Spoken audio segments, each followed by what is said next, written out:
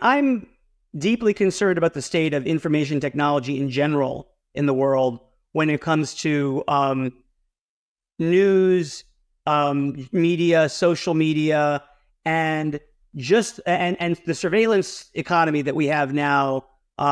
We were recently pitched a company that discovered that every car made in the world now stores your location data, and they can buy that data and then resell it and track with quote unquote anonymization, which doesn't really work.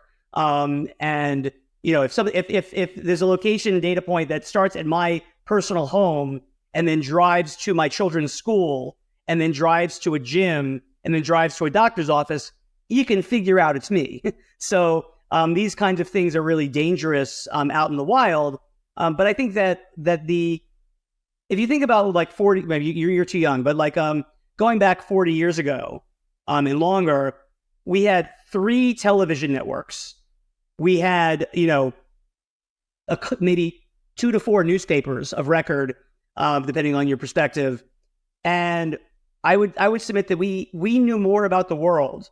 We had more information from an information theory perspective, more bits of information about the world then than we do now with, an exponential growth in, even this podcast is an example of yet another source of information.